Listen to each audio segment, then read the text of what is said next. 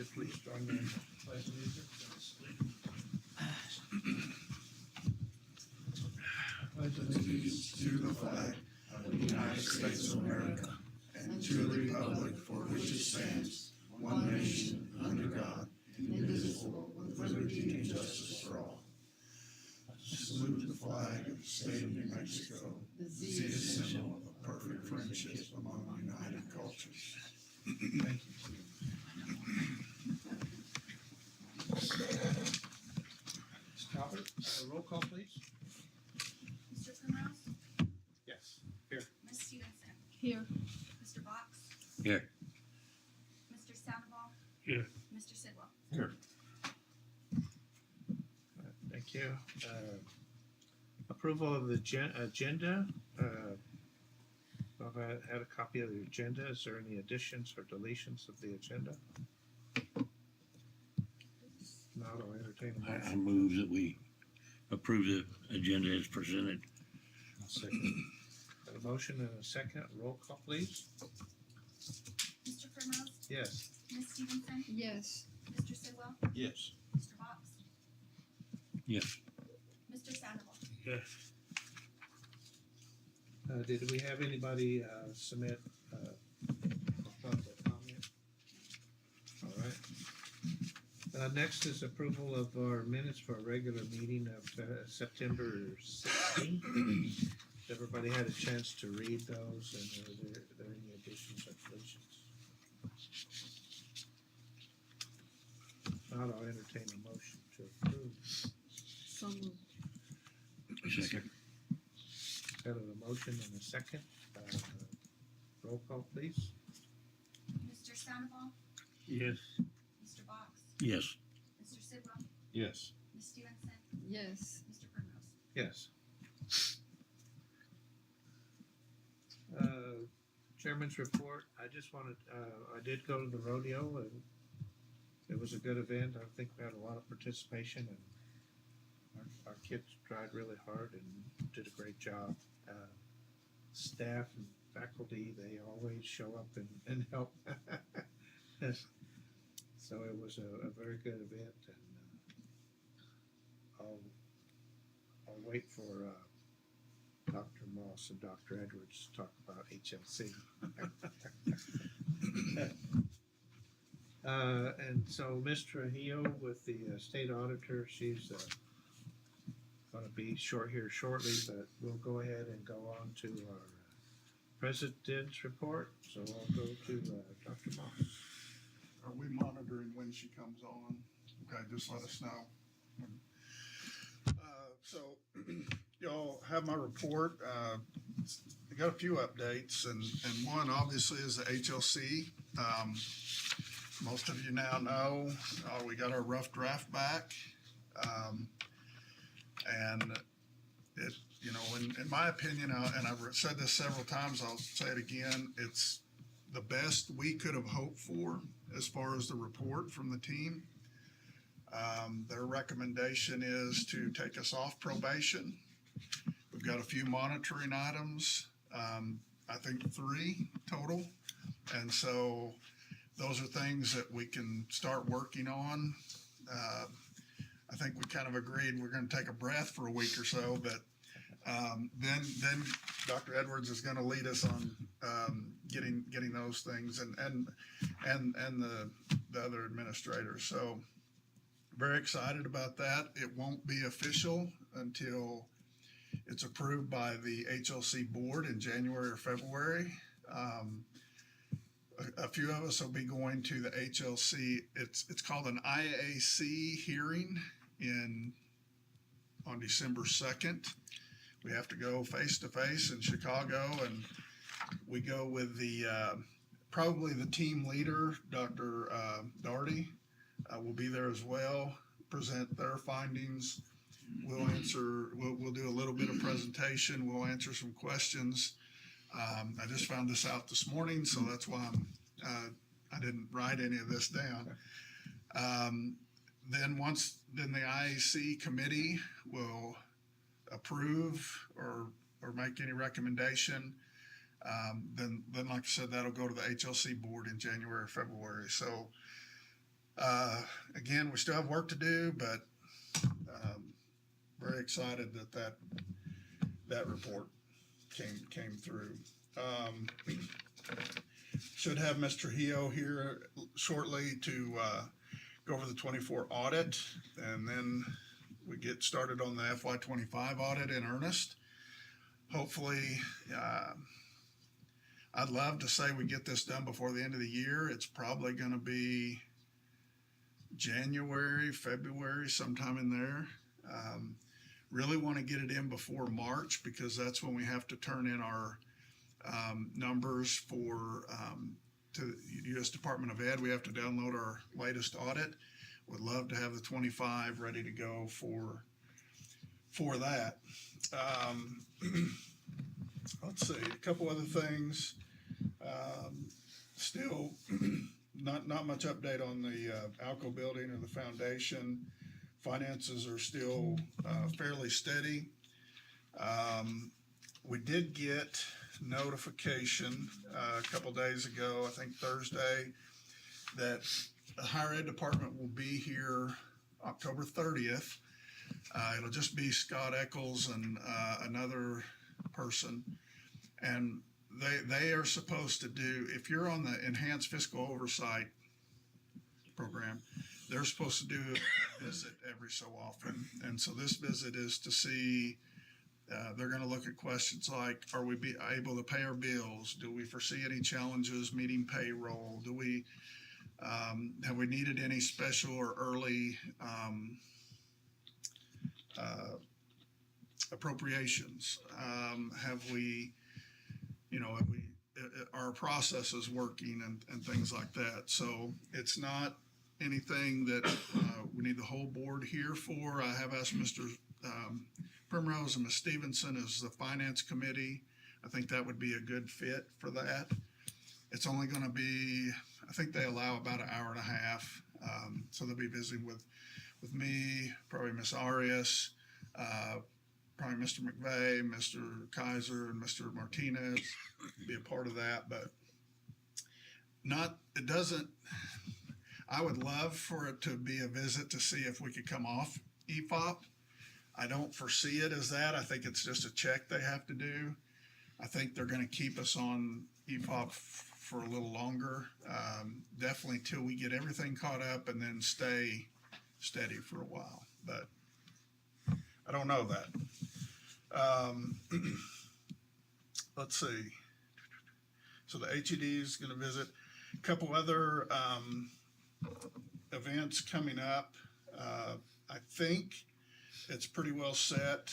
November 4th, Sam Bregman, who's running for governor, will be back on campus about 5:30, and he's going to be speaking at the lecture hall in the Wynn building. I think that the topic will be, is some policies.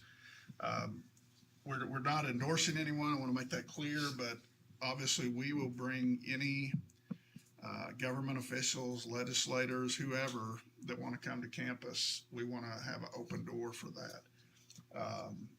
We want people to know where we're at and what we do here. December 16th, the EPCOG is sponsoring a legislative forum. I think that's at 11:30 or noon.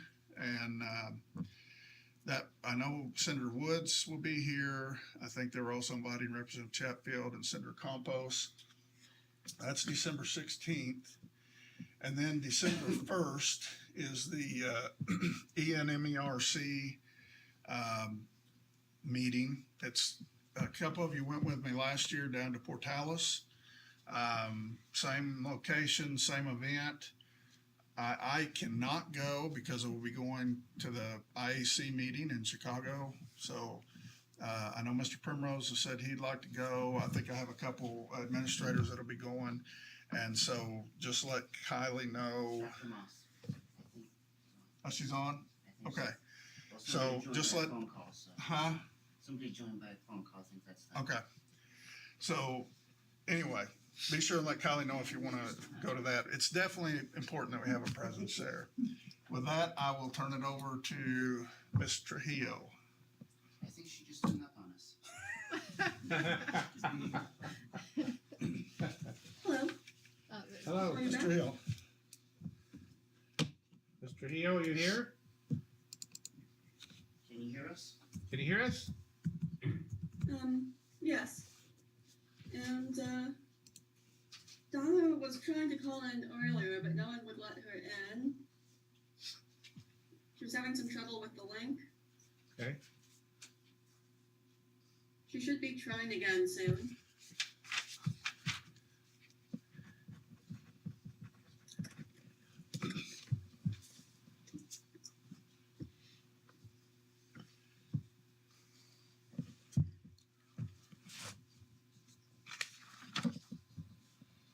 Is anyone else there with you? Yes, we're all here. We're waiting, this is just by phone? Phone and video. I just don't have video up on the screen. From our side, it's a Google meeting, All right. There we go. so I was hoping to share the PowerPoints with you. We had some PowerPoints to share with you, but if you're on the phone, I guess that won't Yep. work. No, you're on the video. You're on We're video. Okay. Give me a sec.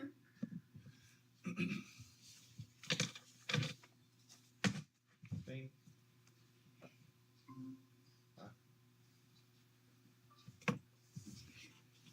All right. Can you see? Yes, we can see the PowerPoint. That's it. And um,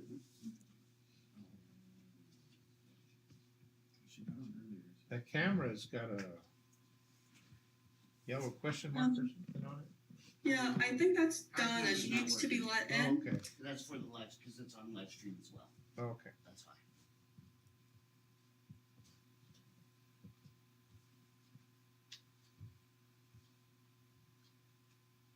So who the other individual is trying to call? Kylie, right? So, She's not on the stream one because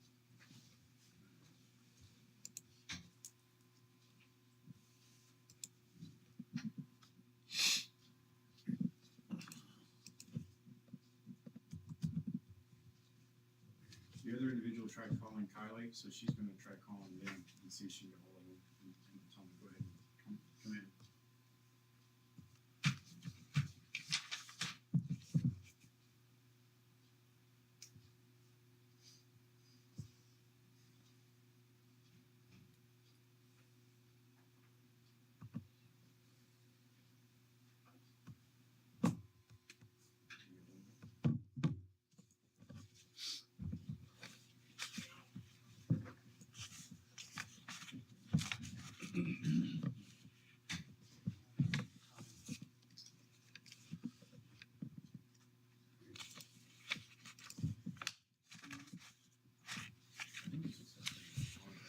While we're waiting, so I also got information on a New Mexico Higher Education Regents Council meeting in Espanola at Northern New Mexico College.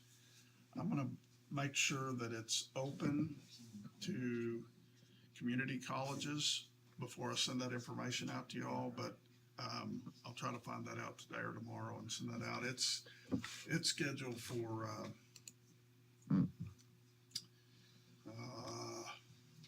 November 10th, so it's coming up fairly quickly at 8:30 a.m.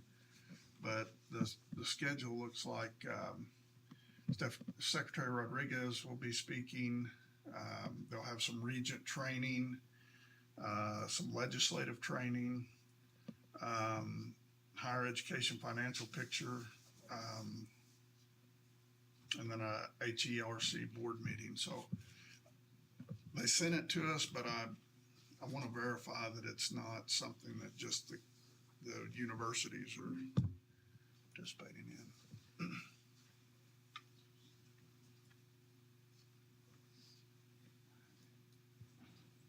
looks like somebody else joined. Kylie did. I can't read that.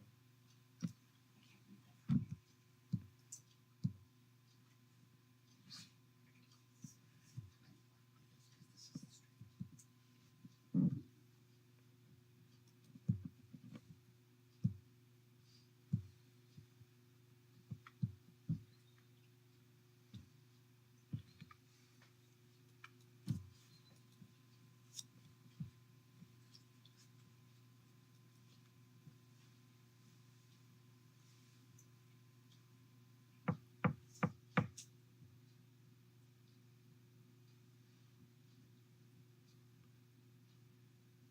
Ms. Trujillo won't be here.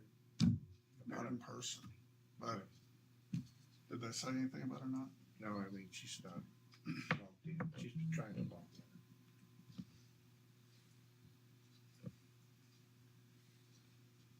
Yeah, she's been trying to call in, but I guess something's going wrong.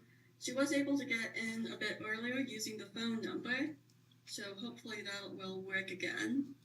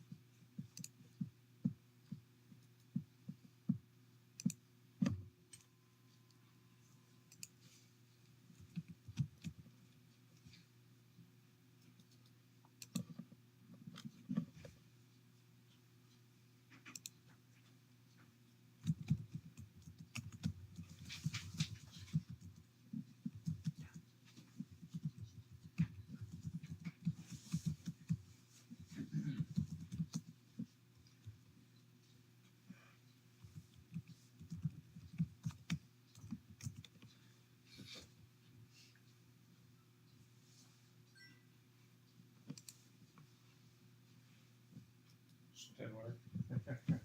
She said she was gonna try it again. She was gonna try and, clear her browser history and, then try it.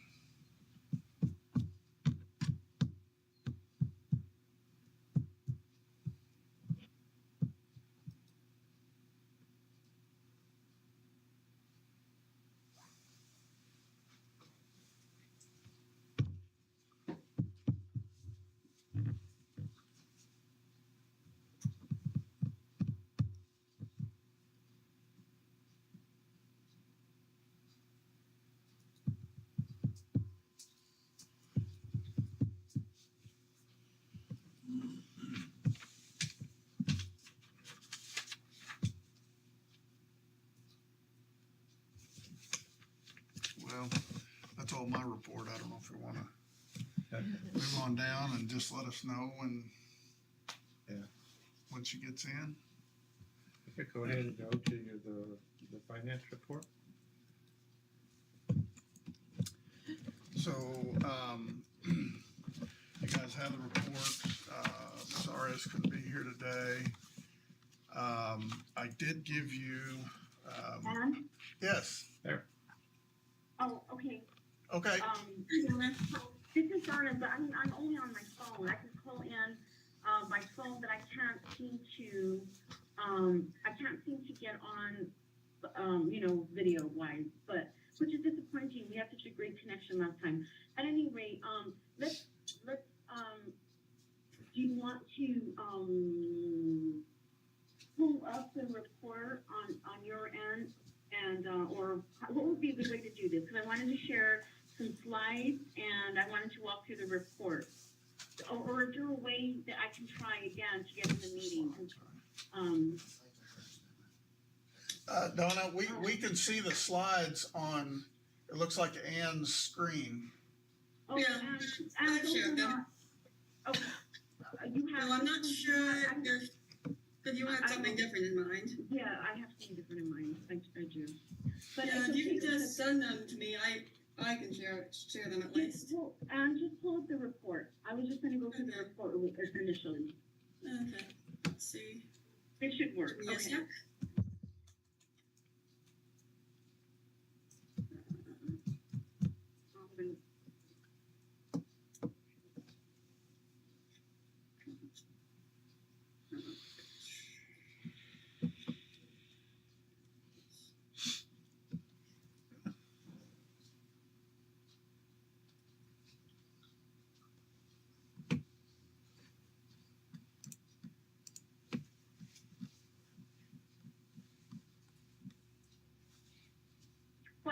pulling up the report. Let me just get started. Can everybody hear me? Yes. Yes. Okay, excellent. Okay, so hi, thank you so much for having us. Sorry for the technical issues. I can't stand when that happens. But anyway, let's try and recover, as nicely as we can. So, as always, Ann and I have been, and the team, we've enjoyed working with your team. We love Tucson County, we love the school. So thank you so much again for having us and hosting us and being so awesome to work with. Moving on to the audit now, the first thing I wanted to know is that the report has been issued. It's available to review on our website. It is issued with a report date, and we talked about this in the exit conference. It's issued with a report date of September 15th, 2025. This is important to note because as auditors, we're required to do some review through the date of our report date. Or through our report date. So even though we audited through June 30, 2024, we're required to do additional work through the report date. So, in this case, at September 15th, the release date is today. Again, something to know is all our opinions and reports have the same date. And that's going to maybe be a little bit important as we move on. So next to note is that is the opinions. So Anne, if you could go to the opinion page, the main opinion page, and let me know when you're there. I'm there. Okay, so this year the opinion was the same as last year, actually. It was unmodified for the college, unmodified for the federal program, which we'll look at in a minute, and then again it was disclaimed for the foundation. So, but I wanted to summarize the financial changes for the college as well as the clean opinion for the college and the federal program. So, Anne, if you'll go to the statement of expenditures, revenues, expenditures, and changes in fund balance, please. Done.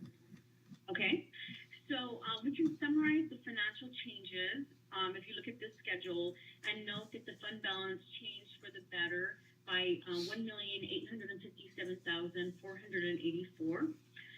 So that's total increase to your net position. So that was excellent. We're moving forward in a positive way. I'd like to go through the financial statements, and I know this is getting started late, and I'm sure you have a lot of other business to talk about, but it's going to be important as we move forward to the entrance conference for 2025. So again, I'd like to go through your financial statements. So the report has and I want to talk about it by sections. The report will have the following sections, and again, you might see some changes for 2025, and this might help to understand kind of how that works. So the financial statements start and on page what is that? Eight. On page, okay. So it includes the statement of net position, on the statement of net position, you're going to see your balance sheet essentially. That's the old-fashioned what we used to call the balance sheet. So your assets, your liabilities. Now we've thrown in some deferred items. In your case, you've got a couple of deferred items. One is a typical deferred item, which is related to other post-employment benefits, which is retiree health care, and then the pension. So those are typically the deferred inflow and outflow activity that the college typically sees. But in this case, this year, you did have, what we do is if you receive some federal funds up front and you haven't expended the entire portion, we want to make sure that we're holding that kind of like safe. So where that's going to be is in the deferred inflow, and you'll see that under the liability section on that statement of net position. So I believe it was something like, I'm not looking at it, but I want to say it was like $18,000. And so that's going to be nicely sort of kind of tucked away so that you can identify those amounts for next year. And identified as unearned, I believe it's unearned revenue. Oh, yeah, it's not deferred. I'm sorry, it's an unearned revenue. So that's what we did with that item. But also, sorry to confuse the issue.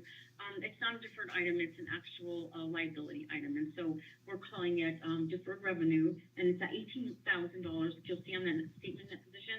And that's nice, it's going to stay there so you'll know, where that pot of money is and how much you've got available for the next fiscal year. Actually, which is already concluded, but at any rate, that's that amount. You also will find the statement of revenue, expenditures, changes in fund balance, which we talked about, or changes in that position, I'm sorry, which we talked about earlier in terms of the increase to your fund balance. And then the statement of cash flows follows those two statements. And your financial statements also will include the notes for financial statements. Those are starting on page 12. Nothing necessarily different or unusual to note. We did have some, we did have and we have some new gas fees coming up. So those are identified in the last note or the last pages of your note. Not really too relevant to the college. So not anything really, to necessarily worry about because of the way you're already handling your compensated absences. And then we already did the previous GASBs that were kind of a heavy lift for the GASB 96, which was dealing with leases, and then the 87, which is dealing with the leases, and then GASB 96, which is dealing with your subscription, IT subscription agreement that you have. And so that was a change recently. We've included that change in your financial statements. So it's up to date with all the GASBs that have been issued to date. So that information again on the last a couple of pages of the notes to financial statements. Following that, you're going to see what we call as auditors the RSI, or the required supplementary information. What that is GASB wants to put some of the other information into what they call historical and contextual framework. And so they require us to include it in the financial statements, but we're not opining on it. So you'll notice a paragraph in your financial statement opinion that indicates that RSI is included as required. However, we have not audited it. So we've reviewed it, made sure it's correct. We've included it. We essentially get the information off of the reports for retiree healthcare and Education Retirement Board. So those two entities post or submit and have published their reports, and that information is what we use to pull into your financial statements. So then moving on to the budget statement, those are on page 45. They're kind of lengthy because we look at it the way it's budgeted by HED, by combined. And the combined statements are really what we use to look at and see if you are compliant with your budget. And it appears that this year everything seemed nicely, seemed to nicely follow your budget, and there were no findings or concerns related to that. But you also have, following the combined budget statements, you'll see restricted and then unrestricted, and then lastly instruction in general. So those will be starting on page 45 through 49. Page 50 is where you'll find your schedule pledge collateral. And this year, I think last year we had a tiny amount that kind of went over. This year everything looked fine, and if the detail is on that page 50. Page 52 now is where potentially in next year's report we might see some differences. So on page 52 you'll find the CFA, or the Schedule of Expenditures of Federal Awards, and that will identify the items that we. I'm right, and it's on page 52. I'm not. Yeah, totally 50, the CFA is 52, yeah. Okay, great. If I misspeak, please please stop me. Okay, so so the CFA on page 52, that will identify all of your federal funds, or your federal expenditure activity for the year. Interestingly, the UG guidance, which is what we call the uniform, we call it UG, but it's the uniform guidance. It's 2.200 CFR, and we just kind of shorten it to UG or uniform guidance. But I'm skipping over the report on compliance, which is on page 54. The report on compliance is required. It's a required report under government accounting standards or government auditing standards. So what we look at there is just the school's compliance on agreements, laws, grants, all of those things that you're required to follow. We look at that. We are required to do test work, and we're required to include this opinion in your financial statements, or this report. I'm sorry, in your financial statements, and that will have some findings if there are findings. So that report will be where you're seeing some of your findings. So the other part of so the UG report is where you'll see some other findings related to federal grants. So that report starts on page 56, and again, it should include your your findings for federal programs. So I'm going to go through the findings individually, though, so that's not really important now to think about those. But let me just pull up the prior year findings, which I know to be on page 59. So on page 59 is, so do you have that page up, Anne? I think this is really good.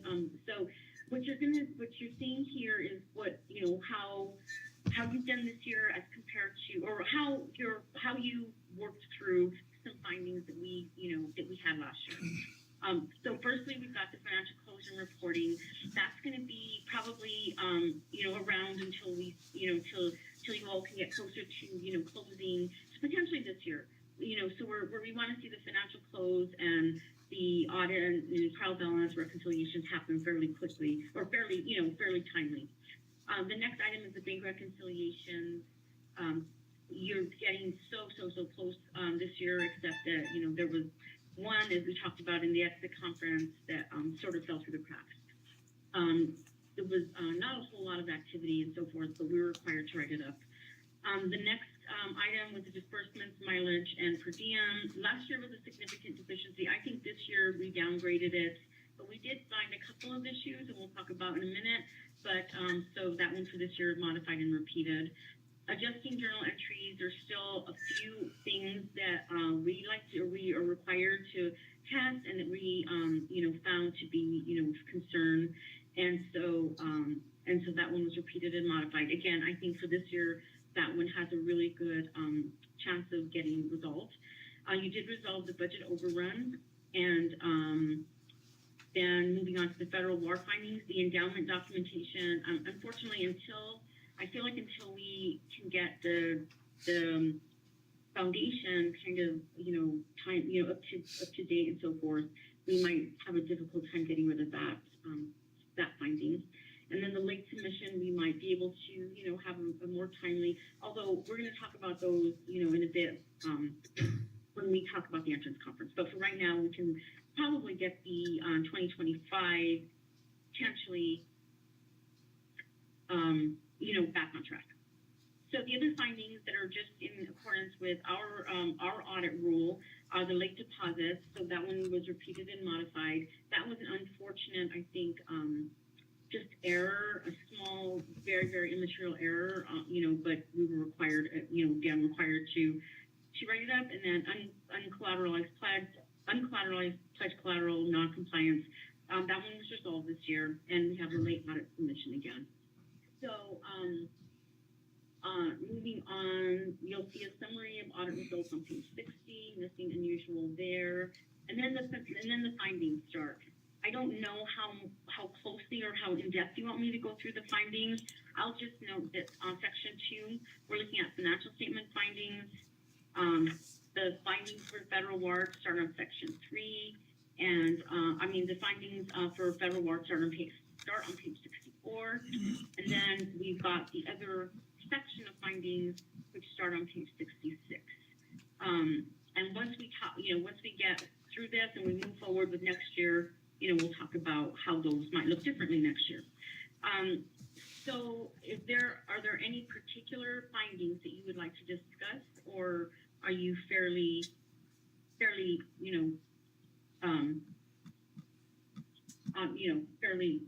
on board with them?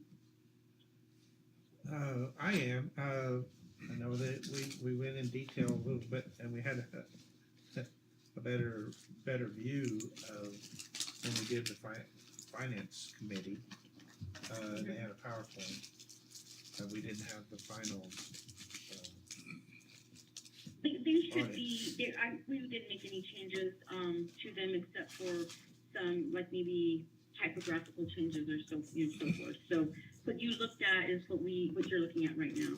alright. This week, Okay. So that is actually going to, conclude the presentation for the 2024, audit and financial statements. And I stand for questions. If you have any.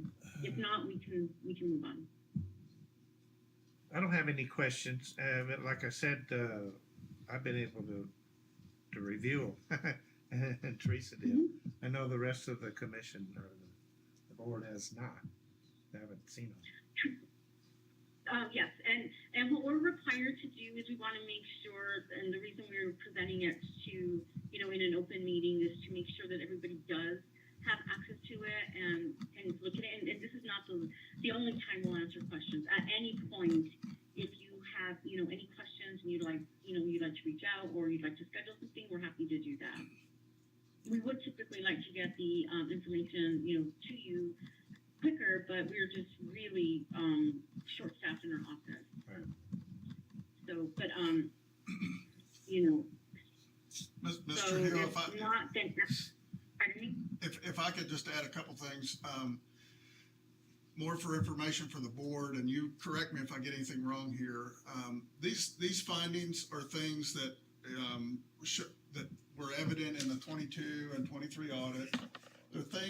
For the most part, they're things that we have addressed or put policies in place, but it's really not going to show up until the 25 audit, and it's hopefully completely clean by the 26, or pretty much completely clean by the 26 audit. And then a couple of them are not going to be resolved until we're completely on track with our 26 audit. Would that be accurate? Let me just make sure that I'm thinking through that. So it's difficult to resolve findings when we're writing you up after, when after the year is over, right? So it's difficult for you all to be able to do this. So yes, a lot of these findings are things that, you're trying to correct, but kind of, you're trying to correct it sort of after the fact. And so it's just almost impossible to get rid of some of these items. But you are making what we are, very confident in, appropriate appropriate improvement. We're definitely not concerned at all about your progress in terms of your findings. Just given what we've seen in terms of improvement, I suspect that 2025 is going to be much cleaner, but there may be a couple of items. And there's an opportunity to get through quite a few of the findings this fiscal year.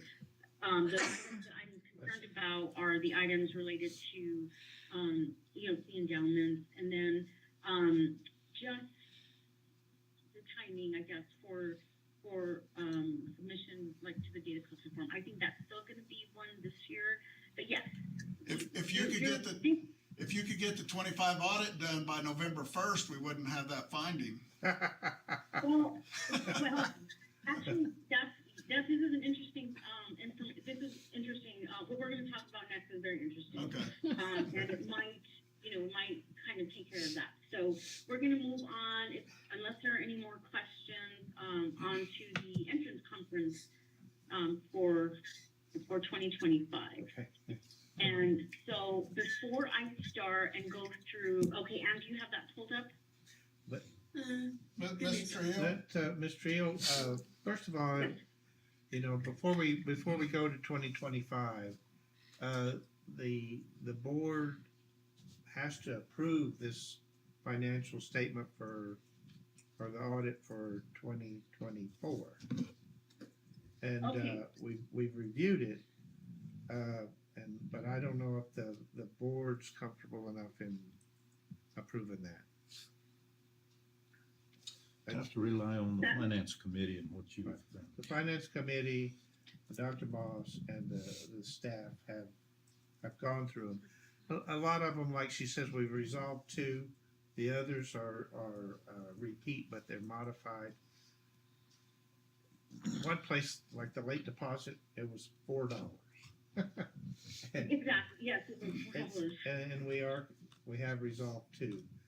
Yeah. And a lot of these are because we're behind on our audits. Yes, So, and not just because you're behind, but because you are, making changes, like, updating your systems, getting training, all of that to kind of compensate for how things had been not on a really good track before. So you're not only behind, but you're kind of now trying to get back on the highway and moving forward. Where, like, I want to say, like before, you were kind of going in the right direction, but just you were kind of, your road was a little bumpy. Now I feel like your processes are all like right back on the highway, and you're headed in the right direction and so forth. So, yes, it has to do with lateness, but it also has to do with some system issues, training and implementation and so forth that we saw, with Genzabar and stuff. So your team is just really doing a great job in trying to, move forward and so forth. So, and just on that, in terms of you approving, we don't require that you approve at this point. So if you all, need to put that off, that's, as long as we provided the information and we know that all of your board has had the opportunity to review it, that satisfies our requirement, and you all can, take that, however you all feel comfortable approving the audits. So the board, we do have, we received the final audit this afternoon. And before you approve it, if you want to, we'll get it out to everybody so that they can look at it and approve it next meeting if you want. Yeah, this is an action item, correct? Right. So, I make a motion that we just table approval of this right now until the rest of the board has had an opportunity to look at it. Second. So I have a motion and a second to table this action item. Mr. Hill, if I could ask a quick question, even if the board tables this, it will still be posted on the state auditor's website, correct? It is posted right now at this point. Okay, You can access it right now. Yeah, so our responsibility is to post it publicly. And you'll have your responsibilities based on your bylaws, and, do what you're comfortable with, in terms of that. okay. All right. And so that wouldn't be a problem because it's already public information. So we'll have a roll call, please. Mr. Box, Yes. Mr. Primrose, Yes. Ms. Stevenson, Yes. Mr. Sidwell, Yes. and Mr. Sandoval. Yes. All right. Now we'll go on to the entrance for our 2025 audit. Yes. So, on our website, we have some information related, and I'm going to start this with a little preview before I go into our required communication.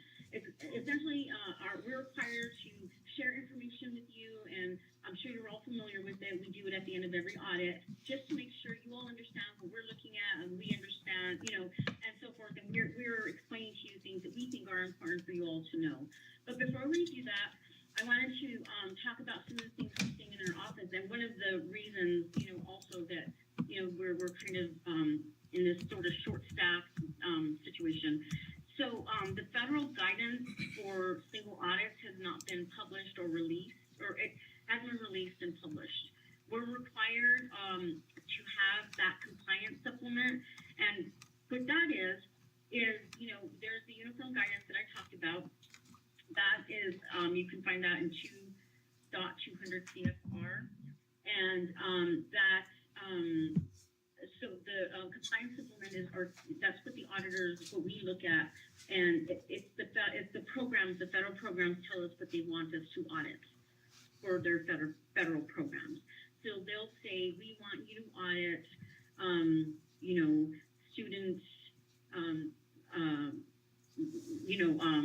like what's an item, like maybe student documents, we want you to look at and make sure that, you know, you have cybersecurity in place.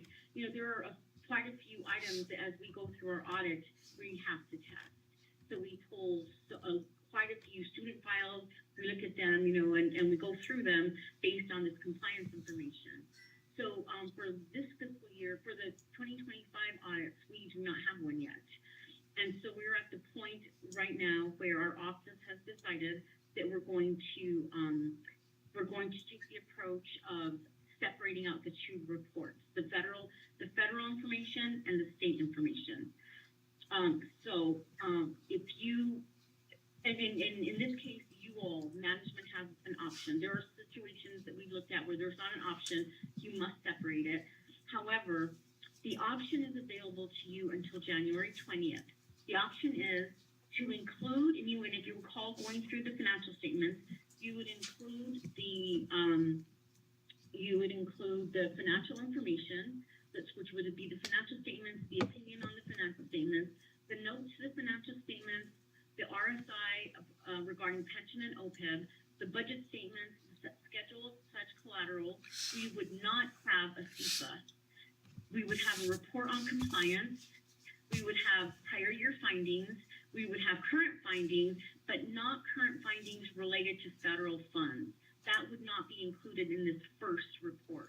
And so we're talking about what we call, we're going to take a two-cover approach, right? So the first cover would be your financial statement subject to GAGA, to government auditing standards. So it would be just like any other entity that gets audited that doesn't have any federal funds. Your audit would look like that audit. And then later, when the federal guidance is released, then we would go back and say, okay, based on this guidance, this is the work we need to do, and then we'll have a separate audit report for that information.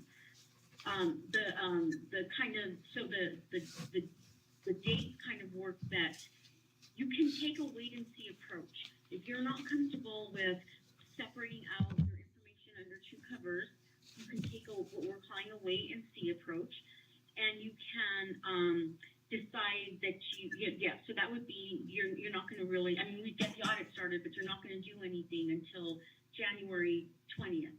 On January 20th, you have to have your financial statements in, regardless of the guidance. If the guidance came out next week, and you could decide if you wanted to do wait and see, we could, have until January 20th.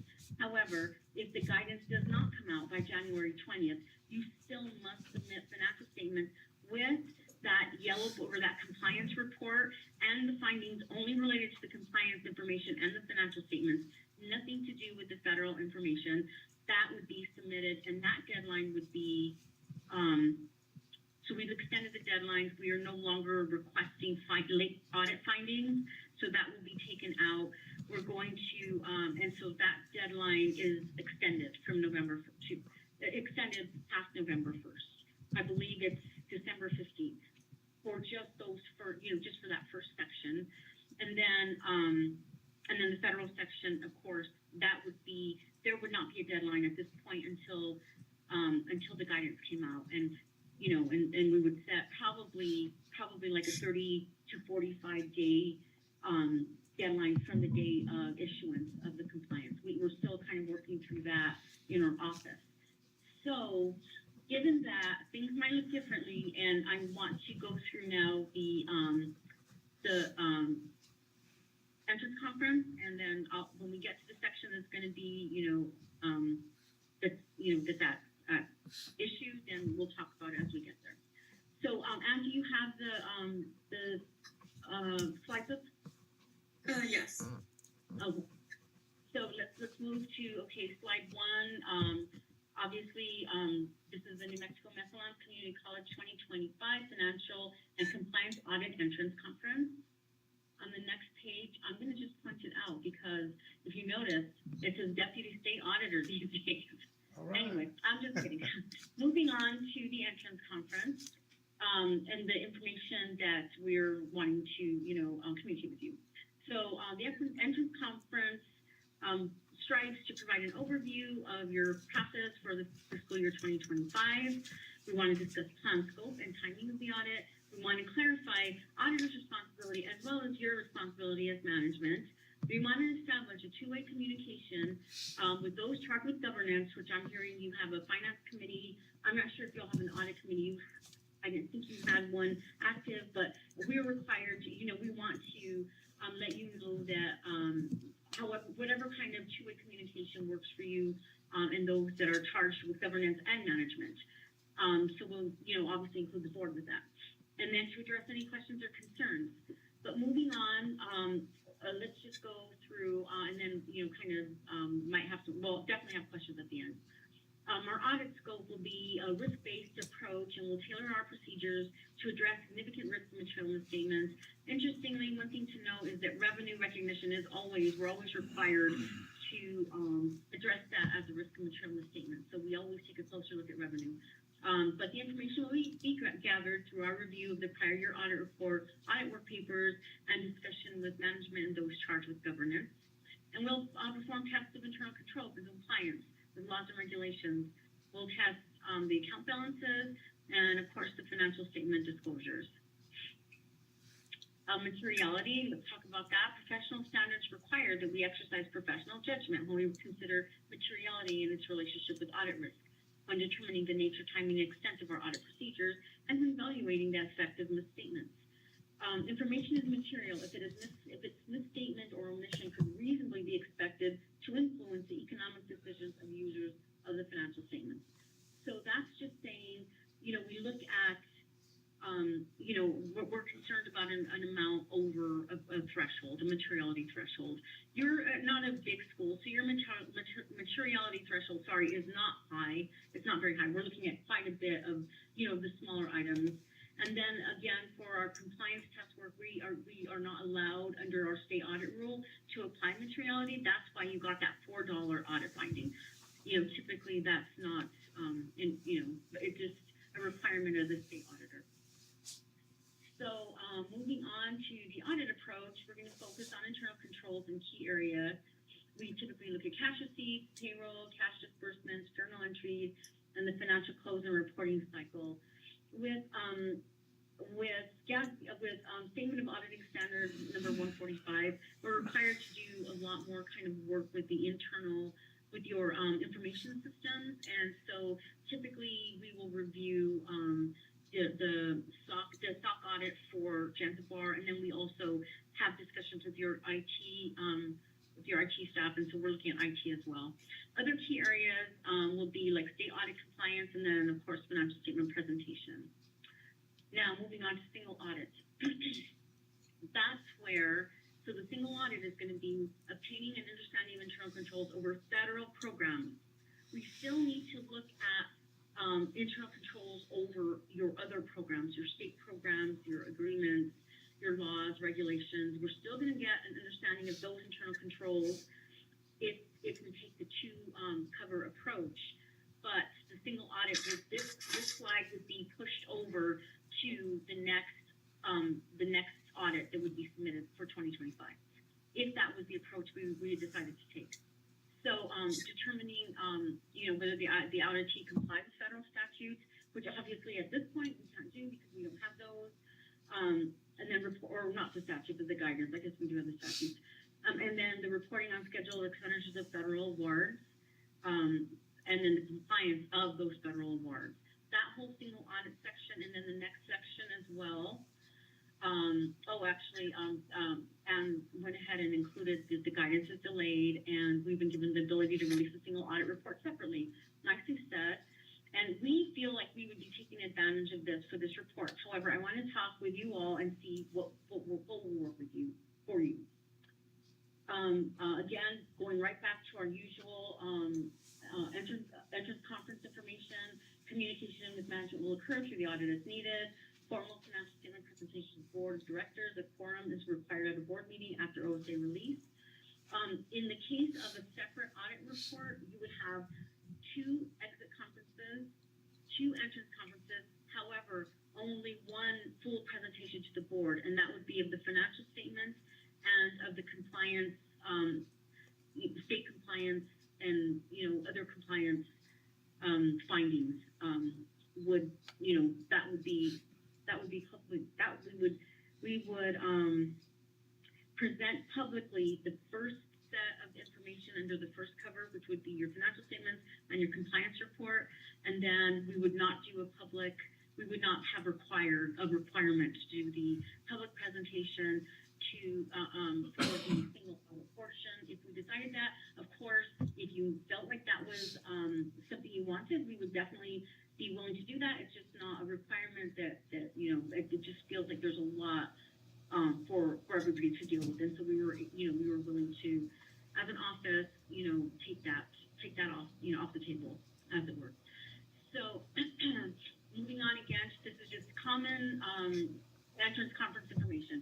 The auditor's responsibility. Our responsibility is to plan and perform the audit to obtain reasonable assurance about whether the financial statements are free from material misstatements. We're looking for errors, fraudulent financial reporting, misappropriation of assets, or violations of laws or governmental regulations that are attributable to the government or acts by government or employees acting on behalf of the government. We are required to consider the college's internal control or financial reporting as a basis for designing our audit procedures, but not to provide any assurance on the effectiveness of the college's internal control over financial reporting. What that's saying is we don't give an opinion on that yellow book, we just give you the findings. And then we're required to evaluate and test internal control policies and procedures. We also obtain evidence, perform procedures, and based on the understanding gained and risk assessed, we will form an opinion. We'll express an opinion about whether the financial statements are presented fairly, in all material respects, in conformity with GAAP. We will communicate with management and those charged with governance significant matters related to the financial reporting and compliance.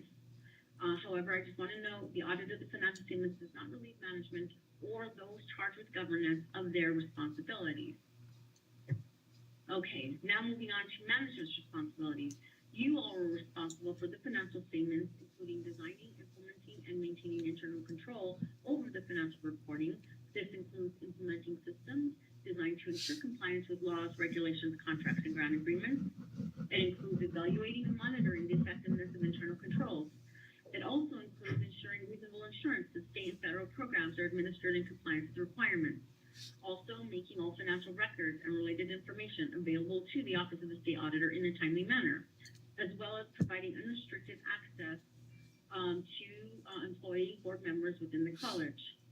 On the next page, we continue with you're required to identify significant vendor relationships, inform OSA auditors about suspected or alleged fraud, preparing the financial statements, related notes, and supplementary information. Responsible for preparing the schedule of expenditures of federal awards and supplementary information. Responsible for designing and implementing corrective action. Responsible for taking timely and appropriate action to remedy fraud, non-compliance, waste, or abuse. And also, you're to provide a management representation letter and to submit the data collection form. Independence is another item we're required to discuss, and we are not aware of any relationship that would impair independence. We have very strict independence policies and rules, and we ensure that our office is always in compliance with those requirements. Lastly, just the logistics. Our audit work will be primarily performed remotely. On-site work is going to be needed, but we'll coordinate any on-site work with the college. And then, of course, we'll need inquiry access to financial subsidiary systems. So that concludes the presentation or the entrance conference for 2025. And we can talk now about, the logistics regarding the separate audit report covers or waiting and seeing. I really would feel like, in my opinion, is it's better to understand where you're at timely, and the more timely we can get that to happen, the better everybody is. So you can move on with the financial information and the operations, the daily operations of the college, without having this kind of hanging over your head. And then at some point, when the guidance is issued, we will, then we can do that separately. What I was going to, I lost my train of thought because I was thinking we would still probably look at your federal, as what we know to be the requirements. So we would not just not, we would not just not, take a look at how things are going in the federal kind of arena, but we would not do the work required to actually, issue in relation to opinion on the CIFA and so forth. So there would be a lot of time saving in separating those two things. And again, you would have a handle on your 25 findings that are related to your just your operations, not your federal information. And you would have a handle on your changes in your net position. You would have, an understanding close to where you ended up budget wise. And so my recommendation is let's get the information that we do have available and that is critical to the school. Let's get that completed as quickly as possible, and then hope for the best in regard to the federal guidance. So we're looking at starting the single audit right now, and that it would No, be sir. required in December. No, sir. It would be the opposite. The single audit would be pushed back until we know what the federal guidance is going to look like. But we would look at your cash, your appropriations, your state contracts, your receivables, all of that we would be looking at, and we would also be looking at the findings related to that first section of findings that I looked at, like the financial statement findings, and then the last part of the findings. So you would not see any federal findings or question costs or the CIFA or that report that's related to the federal program, the federal funds. So you would still see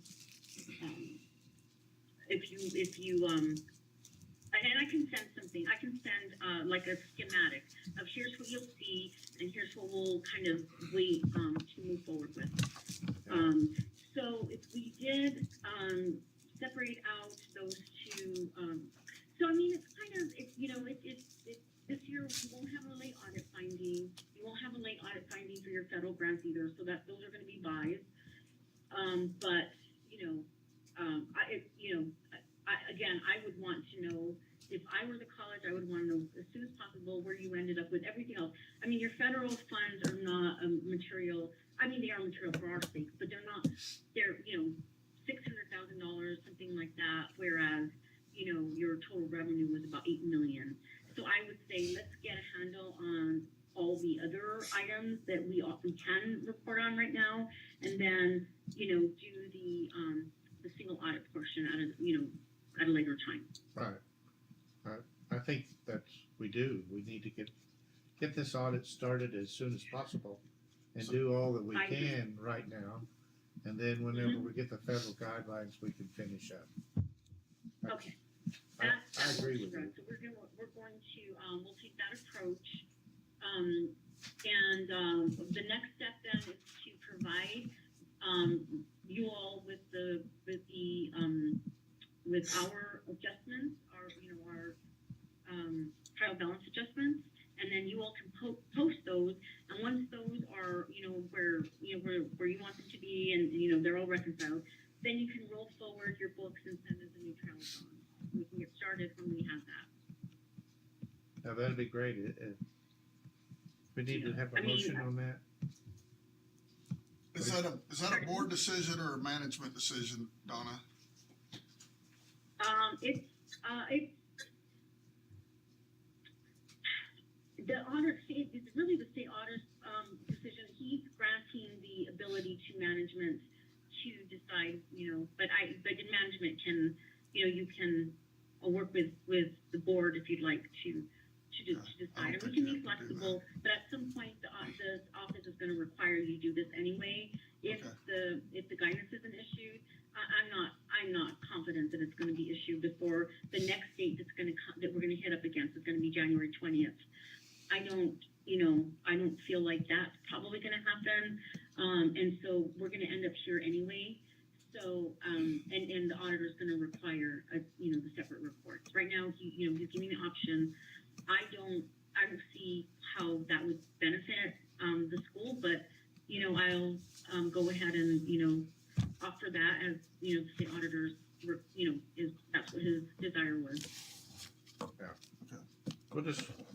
we'll move forward with going ahead and get started then, I think. Absolutely. Okay. Okay, that sounds great. As we have information, we'll send it out to our audit clients, and we're gonna have like an updated. We're gonna try and update like an FAQ on our website related to any questions that you all might have about what it's gonna look like and so forth. It's kind of more geared toward the IPA out there, but it might be helpful for you all to see what we're doing on our end, what we're trying to do. And it's not only, changing how we're operating in terms of, allowing the two report option and that kind of thing. We're also, we've also sent requests to the delegation for the state, our delegates to, see what they can do in releasing this information. So we understand, it's pretty critical, but right now, the state needs to understand where it's at itself and get a handle on that, as quickly as it can. So, again, the option will probably be taken away. At January 20th, it goes away. At January 20th, if we don't have the information we need, then we won't have a choice. So, anyway. So Donna, a couple questions on that. So if you don't get that guidance by January 20th or whatever, am I hearing you say you would still need to move forward with auditing that information with what you have? Yes, it would be Okay. late after January 20th, or it would be due. You would have financial statements due regardless on January 20th. So what it's doing is it's extending the deadline. Right now, the deadline for you all is December 15th. The deadline would be extended to January 20th, and it would have to include the federal single audit information if it was released. But if it was not released, it would still need to be submitted by January 20th. Okay. Our audit without federal funds. Yeah. And then the other question is, we're supposed to submit that audit, our last audit to the U.S. Department of Ed by March 1st or early March. And I'm assuming that, go ahead. Yes, 9 months after, is that the deadline you're referring to, 9 months after the end of the fiscal year? Yes. Or, yes. Yes, Okay. I understand that's not being maintained right now at the federal level, but, we'll try our best to do what we need to do in Okay. regard to that system. Okay, thank you. I'm sure that this is a lot, I wish I could have been there in person, but trying to manage everybody else's like deadlines and so forth it's really, festive in terms of time. But I do know that this is, very confusing, complicated and so forth. So I'm happy to get on a call at any point if you want to ask additional questions as you think through them. But yeah, so it is a lot. Well, thanks a lot, Mr. Hio. I mean, we might, you might actually have a benefit derived from it if we move in the direction of the two report preparers. I think so. And Donna, Ms. Arias and I will probably reach out to you as soon as she gets back to kind of maybe go over a little bit of this again. Absolutely. Okay, thank you. I'm sorry, who did you say would reach out? Myself and Ms. Arias, she wasn't able to be here today. Oh, got it. Yes, Okay. absolutely. Okay. I think we probably want to have another meeting on this and so forth. But there was a lot to cover today, so if you want to set up another meeting and and talk through this, with the board, or if you want to call individually and we want to set up kind of a more of a face-to-face, maybe, hopefully it'll work a little better next time on my end. But yeah, absolutely. Anything you need. Okay, thank you. Thank you. We appreciate it, Mr. Hio. Right. Absolutely. Okay, well, unless there's anything else for me, I think I shared what I needed to share. Again, thank you so much for your cooperation and so forth. And we are very much looking forward to working with you again. Well, thanks so much and congratulations on your new appointment and, we really appreciate working with you. Thank you so much. Okay, bye-bye. Bye-bye. So we really don't have to have an action item for the entrance or the entrance conference. When we get the, MOU, we'll bring it to the next board meeting and, at that time, Mr. Primrose and I talked about this beforehand. We'll probably hold off on the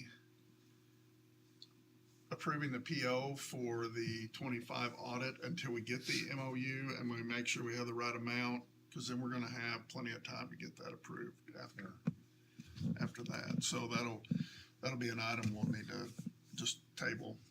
And so they will go ahead and start the 25 audit as soon as possible. Yeah. But it's not going to be required, or we'll have usually it's required the 1st of November. But now they're looking at January. Yeah. And I will be surprised if even that first part's done by then, but I mean, just because like she said, you know, we don't have everything just perfect, but then they're dealing with staffing issues as well. And so there's a lot of times where there's gaps, and I think when they actually work on our statements, so. So would that still make, have us have findings? We'll still have Because late it- finding, most likely. I mean, I guess it's being possible. late? she said she'd waive the late finding. Huh? She said they would waive the That's what Yeah. I wasn't late quite finding. sure if I but, understood right. That, yeah, I don't, without all that stuff, I would expect the 25 audit to be at least January or February before it's done. Before all that, I just have, and I don't know, but I have the sense that it's gonna take a little longer than even that January deadline, but it might not. But definitely with the 26 audit, we should be able to start that, I mean, from day one. And we should hit the November 1 deadline.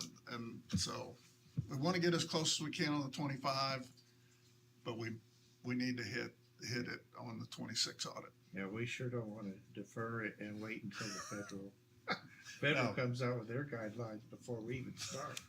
And that could be a long time. Yeah. Okay. So, we will have an action on a 25 audit or entrance conference. So we'll go back and do the financial report for this month. And Miss Arias is out of, but you do have on your agenda the cash report and all of the CDs. Looks like a lot of the CDs are coming that are out there. They've already matured. Some of the ones gonna mature, so I assume they're gonna renew those and have updated next meeting. And I'd also point out, I handed you all the, kind of the balance sheet of where we're at up till, so we didn't have these for July, August, and September because we were trying to get Miss Sharmer back in. She did get started a week or two ago. She knocked these out really quick, and now she's focused on the report of actuals. I made some notes on the September one because there are some funds in there that are not necessarily increased revenues.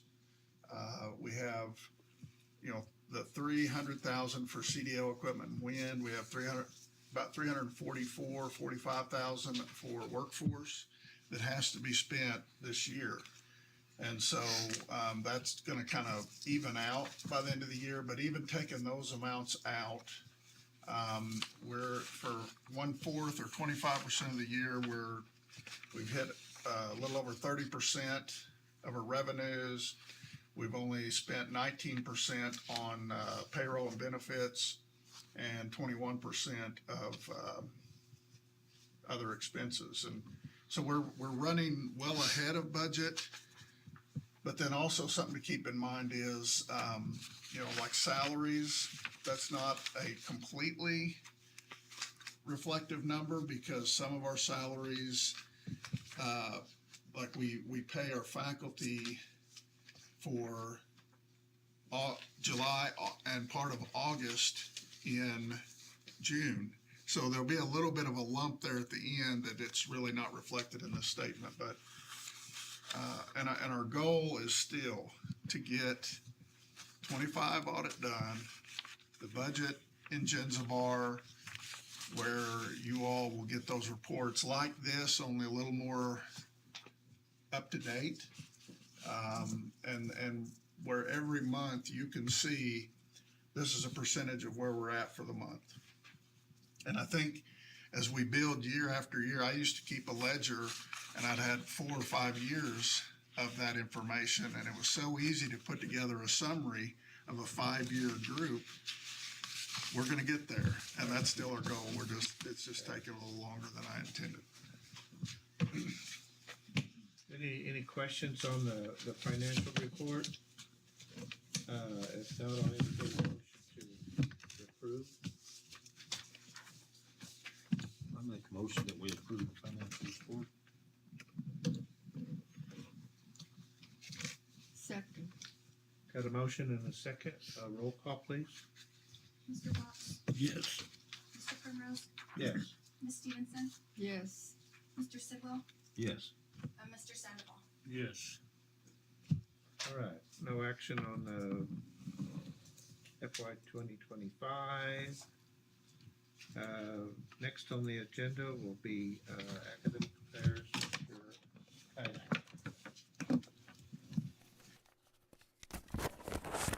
Okay, Mr. Chairman, members of the board, you have my Academic Affairs Division report.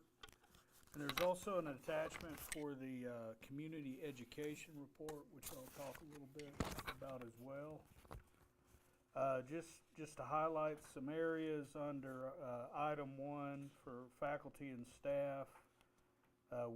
We are now at the second 8 weeks. We actually are on the 9th week of instruction. That's right. It just blows by. So at this point in the semester, we're very close to add drop, and we're trying to make an effort to catch those students that are considered at risk, get them whatever resources they need to help continue to get them through the semester in completion, or give them an option at that point to get out and withdraw, and depending on the circumstances. And in doing so, we've activated a lot of our institutional committees that support students. We've now had a meeting for most of our institutional committees, and those include curriculum coordinating, chairs, a council of chairs, student learning and assessment, that's one of my favorites, and then the student success committee, where we're able to actually identify student mentors and then have them work directly with students to catch those students that we would consider at risk. That's happening. We also have had multiple Canvas trainings, and Dr. Edwards has been leading a lot of those, setting a lot of those up. And that's all in preparation for our jump in the spring to Canvas as a LMS, moving away from Moodle, which is our current LMS system. We've also had other trainings very specific to improving communication with our incarcerated students and those facilitators, which is a very, that's a good time for me to take a break, I think. So we're seeing a need on campus to really focus heavily on the communication in classroom and online. and we gotta bring that up at the same time. So we're looking at some other options for professional development or very specific trainings for our instructors in delivering communication and supporting students. And those could be extra avenues of tutoring for math and writing, or at the same time, just better communication methods to break down some of the content we deliver, on this campus, really complex content, to break it down to a level where the student can digest it a piece at a time. So all that's going on. At the same time, which we'll talk a little bit, I know Dr. Edwards has a handful of HLC information to hand over to you. I think I'm seeing our instructors and staff kind of come off of this workload for HLC. They're taking a break, and we want to keep them engaged the rest of the semester. So that's one of the major efforts we're working on right now. And part of that, again, would not, the success that we'll talk about with the HLC review would not have happened without all those cohorts being organized, and then Dr. Edwards actually leading these cohorts and leading this information collection and delivering it. So thank you. Thank you for leading those teams. Community Ed report. A little bit about this Community Ed report. If there's no other questions on the Academic Affairs report. Anybody have any questions for Mr. Kaiser? You're working with junior high. With the junior high school specifically, Yes. and what areas? Just providing support, or To support, mostly support. we've actually started to reach out to just in general the K through 12 in Tucumcari. So I'm not sure what areas we're reaching out, but we're offering them resources as well for their instructors.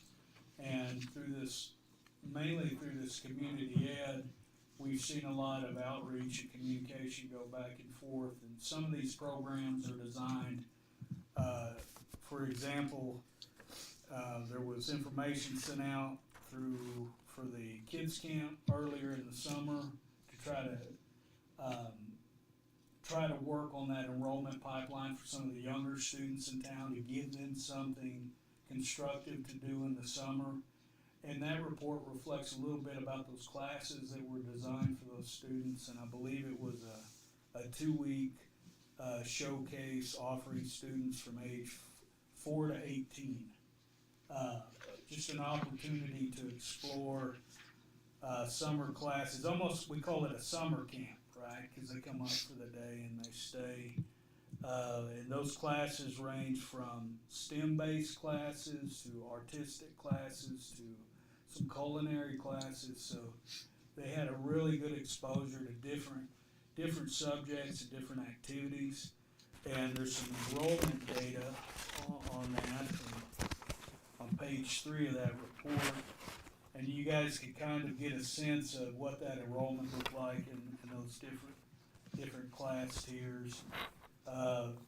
Some of the highlights of that looked like the 3D printing class. Of course, the baking. I'm always going to want to sign up for the baking class, so that looked like that was fun.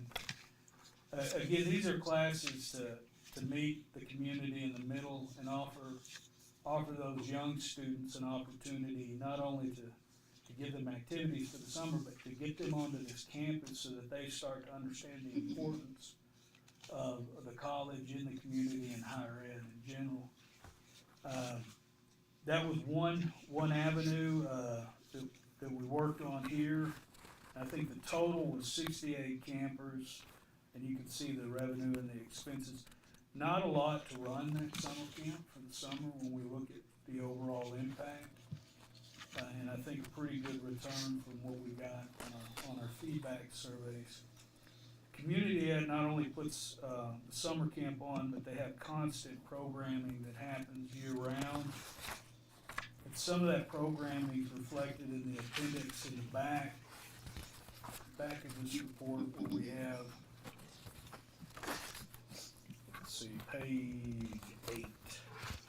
So we have our health and wellness activities such as strong seniors, educational opportunities that touch our ESL program and our ESC program. And those are as simple as computer basics, but they mean the most to those students that are signing up, especially if they don't have access to a computer at home or they're not ready for an actual credit-bearing course, right? Because I know this community don't care for education. I think they're starting to come around. I think the more of these classes we do, it touches a different audience in our academic or our credit-bearing students. Again, we'll see students in this class that are older, retired individuals from the community to younger students wanting to up their skills. And I think that's real important right now as in providing that service. Because back in the 90s, they had a new school board, and the person that was running the school then was Hispanic. And he was making, I don't know how much money he was making, but he wasn't making enough. And so the board gave the new superintendent a raise, $120,000 raise, up to $200,000 a year. And he never brought nothing that the school lost. They lost the band, they lost everything because of that.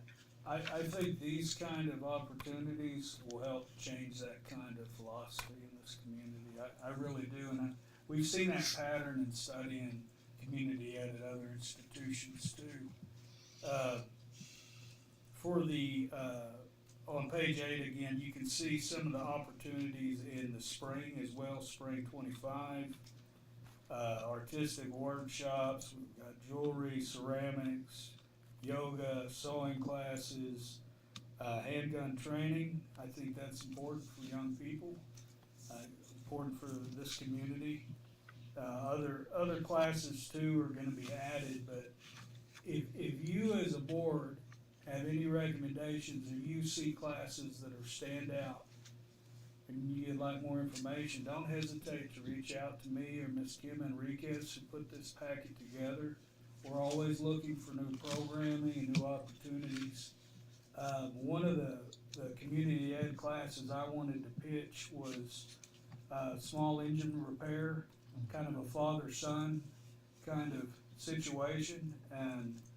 And knowing me personally working with my father, who always tells me everything I do is wrong, even at this age, it's a good opportunity for that kind of family environment, but also just a share of knowledge, and it's needed.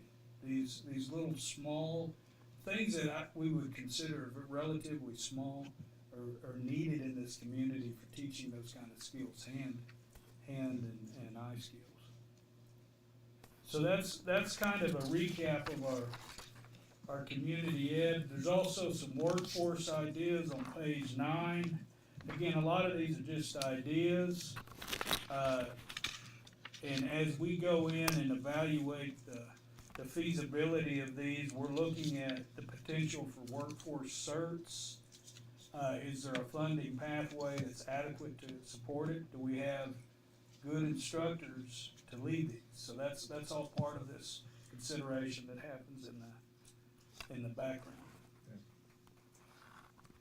Because I'm gonna go to the city meeting and talk to them about education. Because they didn't want no part of education when I was there. There was a school teacher and he didn't do a damn thing. All he did was talk, because he never voted for nothing. Well, next time let me know. I'd love to go with you, and I'll tell them how important I think it is for this community. Rural communities need skill-based training right now. It's disappearing, so that's something we can support as well.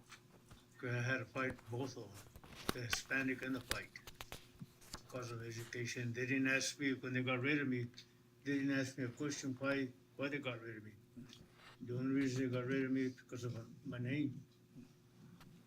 Nobody asked me. Well, hopefully that's better now. Yeah. Yes, sir. Any other On, questions? on the workforce ideas, three that I don't see listed here, that I hear from people out in the community that ask me about, is electrical, plumbing, and home handyman. We might jot them in and see how we work them into the workforce ideas. And I do know on the plumbing, they're looking into some, apprenticeship programs. And it's one of those things where we have the funding for it that we've identified. We just got to get the right partnership, because it has to be a true federal approved apprenticeship program. And this community needs all of those right now too, so that's very important. Yes, ma'am. On these proposed, schedule for, 2025, 2026, when will that be advertised? Or is it already being advertised, like for some of the classes? I think the remaining, community ed classes this semester should be up, but I'll double check, but if not, I'll ask Kim when she sends out or posts those schedules for the remaining this semester to include all employees in that, so you guys have access to that schedule as well. Like that, book circle, is that like a book club type thing, do you know? I think it is. I think it's a book club where in the past, community members, staff, or faculty, they read a book and come back and talk about it, critique it, you know. So I think that's what that is.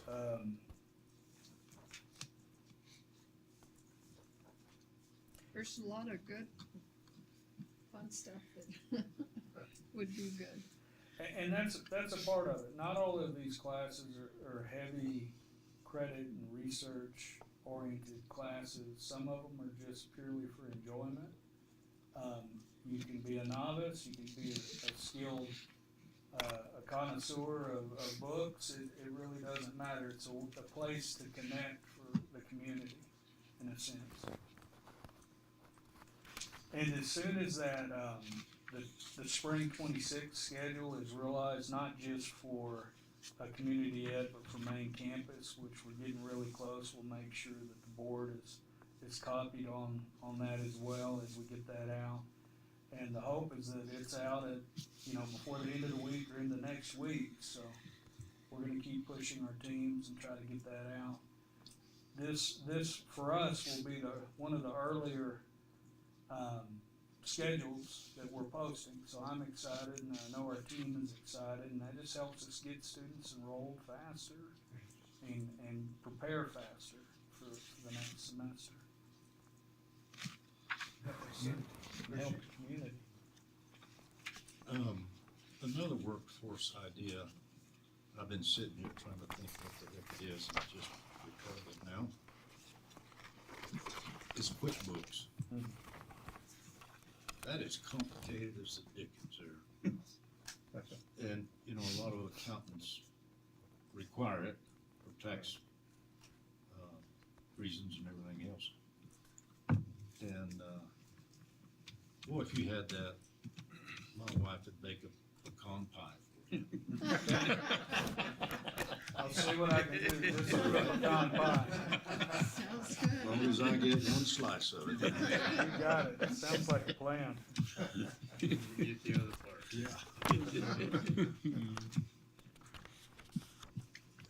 And like I said, if any other ideas come up, just email. You can email Kim Enriquez or email or pass it through the president's office, however you guys wish. But we're looking to also survey the community as well for other ideas.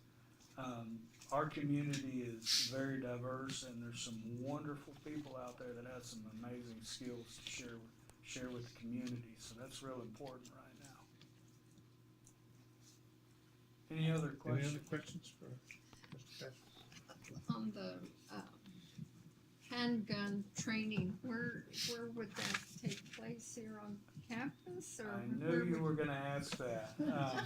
So I'm gonna go out on a limb and say that Mr. Bobbitt is probably gonna be involved in that somewhat, or leading that. that training and possibly working with our local law enforcement on that too, however that plays out. I know we have the armory that has a range in the armory, and Dr. Moss is shaking his head like, no. I'm not sure, and if this is just a basic handgun safety class, that could happen in any classroom. If it's an actual, a hands-on class or a sidearm class, it would have to be a designated off-site where we'd have to have an armorer present or some sort of place to keep the weapons. So I think this is more of it's just a true handgun safety. In the old days, you'd take them with the NRA classes or something like that before you could go get your hunting license. I think it's very similar to that. Is this firearms safety and handguns and so forth, is that something we could work with the county extension office and the 4-H club and their shooting sports programs and try to cooperate with them and build a relationship? I think that's a great idea. That's kind of what I was thinking, because they have the shooting Yeah, sports. they have that's that. Pretty involved. It might be a natural fit for us to. I will push that info to Miss Enriquez. I think that's a great idea there. They have that in the archery that goes Right. along. Right. Archery also, yeah.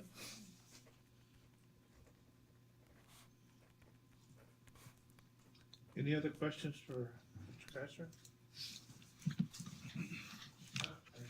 Thank you.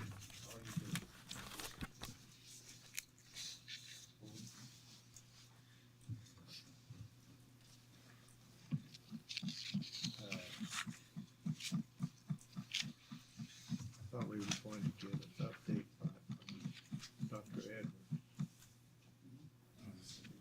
Oh, yeah. Dr. Edwards, do you have anything to add? Yeah, I can always add I some. might have thrown him on the spot here. My PhD advisor used to say that people become history professors so they can hear themselves talk, and so I've always got something to add. Thank you, Mr. Chairman and members of the board. We've obviously got some very exciting news this last week with the draft report of the comprehensive review team from HLC's summary of their visit that they're gonna recommend to the Institutional Action Committee and to the that our probation tag get removed, which is very exciting news and represents a lot of which result represents a lot of hard work and a lot of dedication from a lot of different folks on campus and the campus community, including the Board of Trustees. The meetings were very well attended during their visit here last month, and I think that impressed them a great deal. They met with something like 60 students, which is a far better turnout than they're used to at most institutions.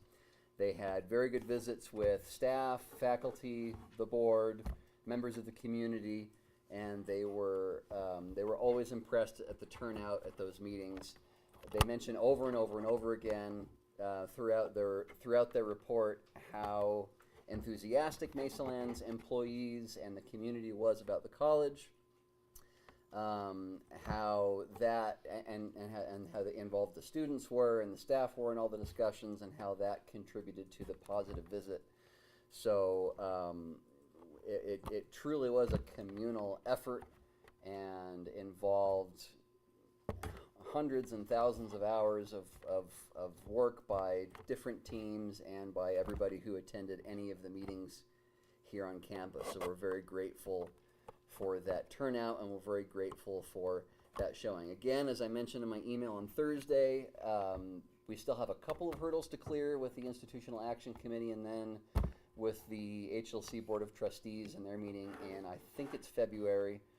But the fact that we got a positive site review report is a tremendous step in the right direction. It would be very unusual. I don't think unprecedented, but very unusual for the Board of Trustees at HLC to not accept a positive report, a positive recommendation. So the enthusiastic report we got is definitely a positive sign. If unless Dr. Moss objects, I'm going to read a very small excerpt of the report. It's 50-something pages, so obviously I'm not going to read the whole thing. We'll consider releasing the whole thing once the report is ready. 52 pages. It's almost as long as one of my emails, but not quite. So I'm just going to read one small snippet here that stood out to me on the final page. It says, the team wants to acknowledge all Mesalands employees. The college showed up en masse for the sessions and were engaged in discussions. The college was committed to 2 goals that became their collective mission over the last 30 months. 1, correct the backlogs of audits, and 2, correct the actions that led to probation status. The college, the collective enterprise, invested in long days, drove laser-focused efforts, expended time from family, and exhausted a range of emotions to the service that drives their passion, their students. For that commitment, we applaud Mesalands Community College. And I want to echo that applause, and I want to reiterate just how key the efforts of everyone involved were. Even if someone went to one meeting and didn't say anything, it doesn't matter, because they were impressed by the turnout. They were impressed by the quality and quantity of participation from all levels of the college and the community around us, and those are the folks to whom we owe this recommendation, the removal of the probation tab. And that is all I have. So unless there are any questions from the members of the board, Thank everybody. Great job for everything. I will definitely pass that along. Everybody involved, like you said, a team effort, community, staff. It truly is. I'll pass that along. Thank you, Mr. Primrose. Okay.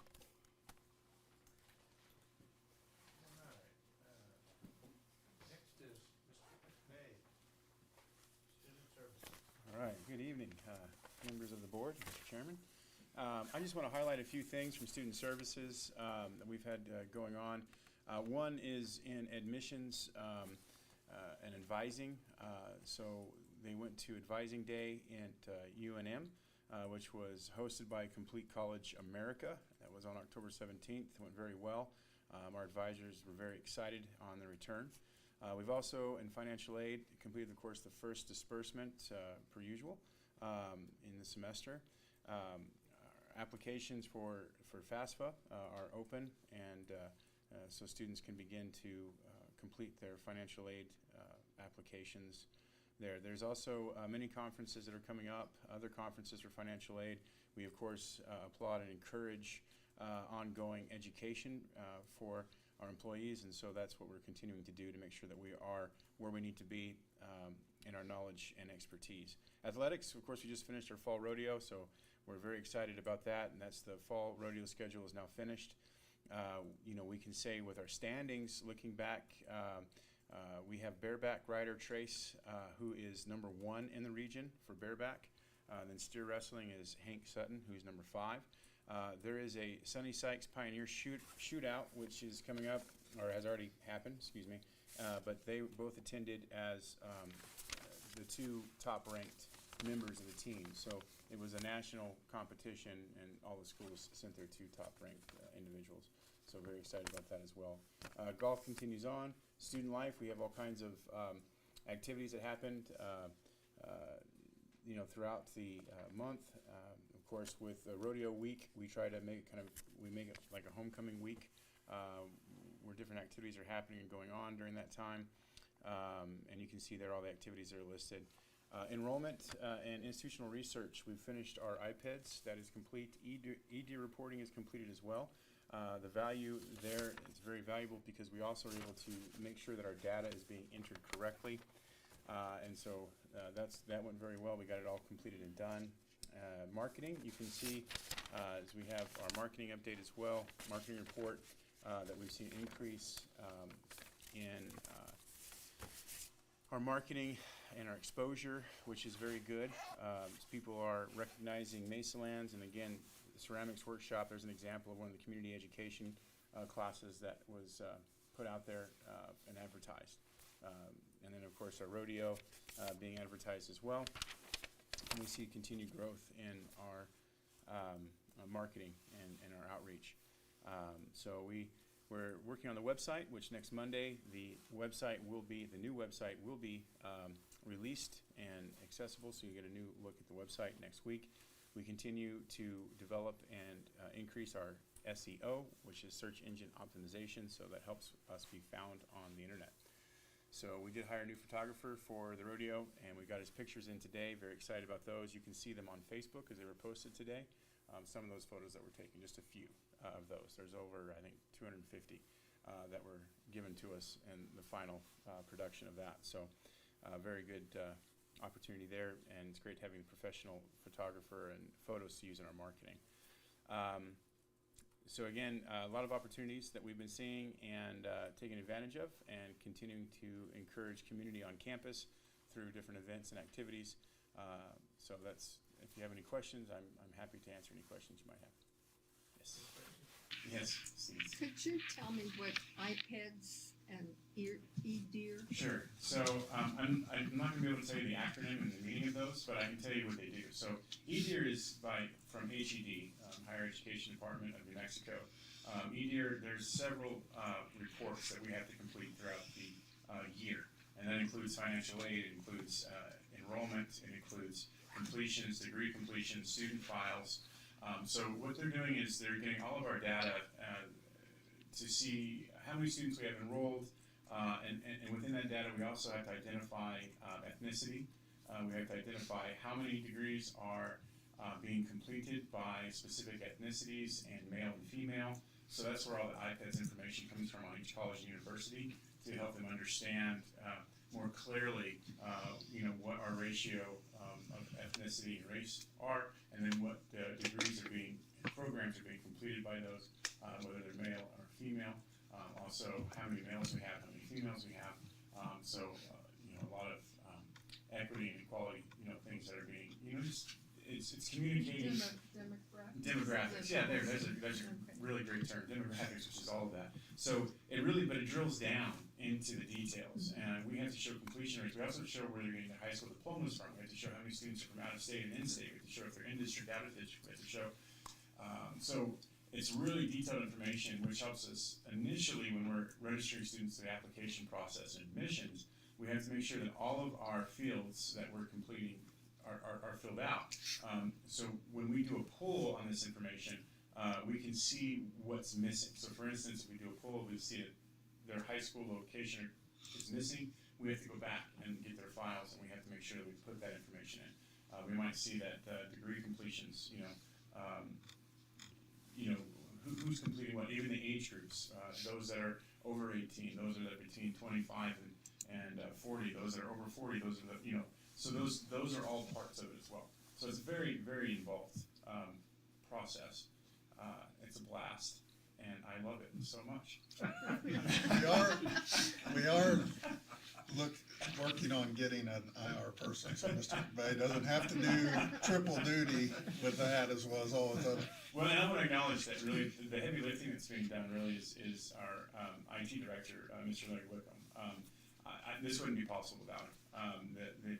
The SQL coding language, you have to use coding language in order for it to do the SQL, the pulls for the data. So you're telling the computer what to go look for, but you have to speak computer for it to know what to pull. So Mr. Larry Wickham has really done a phenomenal job in being able to pull that data for us and simplify it. Now there have been situations, of course, where we have to go through and manually count. So I want to recognize, Jessica Gonzalez and Chantel who have actually, we've gone through line by line and counting each individual student and to ensure that our numbers are as accurate as possible. And what we're seeing with HED, so the positive summary of all that, HED is seeing that our numbers are more accurate, seeing that we, are able to define, exactly what's happening within our institution to a very, very specific level. So there have been some questions that have come up. For instance, we started doing GWO training completions, which are actually for credit. But we built those certificates and certifications, which GWO is the Global Wind Organization, which is a industry standard for safety in the wind industry. that has just developed in the last 3 to 5 years. And so now we're able to actually produce that with our partnership with Impact Wind. In so doing, our completions have gone from roughly 140, 150 to over 300, almost 400 completions, because we're doing micro-credentials, and that's all for credit. But we also have the other side for workforce as well, that those completions also count also. So I got an email that says, how did you go from 140 to over, almost 400? Well, it's because we're actually utilizing industry standards and industry required certifications. We're able to leverage those and train for those so that students can take advantage and be more hireable in the future. Is Ginger Park gonna eventually be able to do some of that? Or Yes. Is that part of it? Thank goodness, yes. There's a 160-page manual that we're slowly working our way through. I didn't know the answer to that. Yeah, Larry and I did find the manual. We were hoping we could use it for iPads this last time. We thought, well, hey, it'd be great, wouldn't it, to hit a button and it would just, tell us all this information. Unfortunately, you have to take what's called it's a shot in time, basically. You have to take a shot periodic times throughout the semester to capture the data that you need specifically. And then you have to be able, like I said, 160-page manual that he and I are both working through, so that we know how to set up the iPad's module, so that then we can hit a button and it'll tell us all that information more easily. So, All right. Any other? yes. Yeah, on the rodeo, I noticed no pole bending, and I know that used to be a popular event. Is that just not within the college rodeo system? It's not, as far as I understand, it's not in the competition for that, yeah. I would just think that would be a good, easy Haven't one seen that would that in a long get us time. more entries in. You're right. Yeah. Yeah, a lot of fun. I'm just curious. Yeah, no, yeah, they haven't, I don't believe so. Any other questions? Thanks for all you do. Thank you very much. Next is, Donnie Estrada purchase a requisition. You have that for, lost calves. Yeah, I'm trying to think of the details of that. I think what happened maybe was some bad feed. Yes, unfortunately, I think the work studies or the students, the rodeo students, unfortunately fed the calves moldy feed or something, and they didn't pay attention or something. I don't know. I'm not sure. So we lost a few all of a sudden. We've got that situation resolved, but basically, when you look to this agreement, they're basically on loan to us, and we use them in our practices. We feed them and things through the year, and then return them. But if one of them dies, then so most years we might, I want to say, maybe lose 2 or 3, maybe 1 to 3. This was a little more than that, though. All of them were from the bad feed. So, is there any recourse for the college to receive any compensation from the feed producer with that? I don't think it was feed. I think it was hay. Wasn't it? Looks like there'd be a lot I don't of know. It was hay that they were feeding them, I think.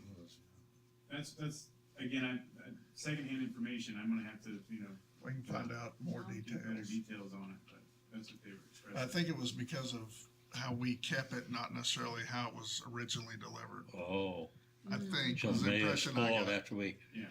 received it, so we may need invest in a little bit of shedding. Okay, It could also that makes be, sense. depending on hay, it could be nitrates too. Yeah. Okay. And so when they buy hay, especially like the hay grazer, sorghum type hays, you should request a test, a nitrate test. Producer should do a nitrate test. Okay.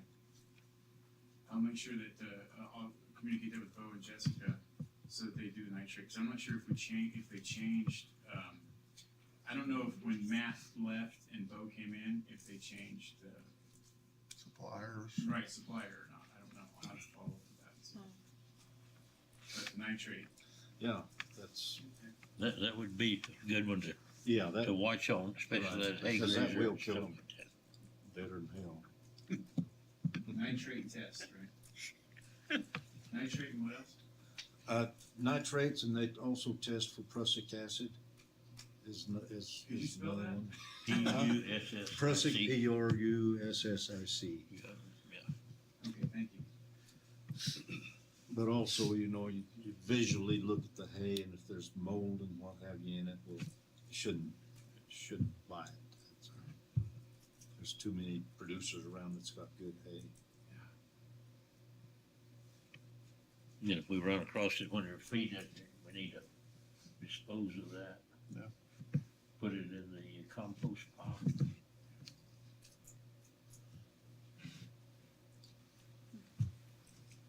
Any other questions on this requisition?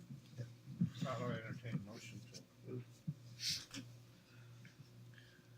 I move we approve the purchase requisition. Second. Got a motion and a second. Roll call, please. Mr. Burrows? Yes. Ms. Stevenson? Yes. Mr. Sitwell? Yes. Mr. Sandoval? Yes. And Mr. Box? Yes. All right. Next on the agenda is Mr. Martinez. Good evening, Mr. Chairman, members of the board. Some of this stuff, after reading Dr. Moss's president's report, might be a little bit repetitive, but I'll go ahead and vocalize some of the stuff that he didn't bring up. First thing, giving an update on the insurance work that's going on in Building E. Since the report, I'm happy to announce that they progressed significantly. The painting at the time of this report was just starting, and now painting is near complete in Building E. We're still waiting for the metal to be installed in the Bay Area. What happened was, I believe the contractor ordered the wrong color of metal, so they had to send it back, and now we're waiting about 2 weeks for to get the appropriate color and get that installed, but everything else has progressed quite well for Building E. Ongoing insurance stuff still is the rodeo truck. The hull damage was repaired, everything except for the hood, and that was due to scheduling for some of the existing rodeos that have been taking place.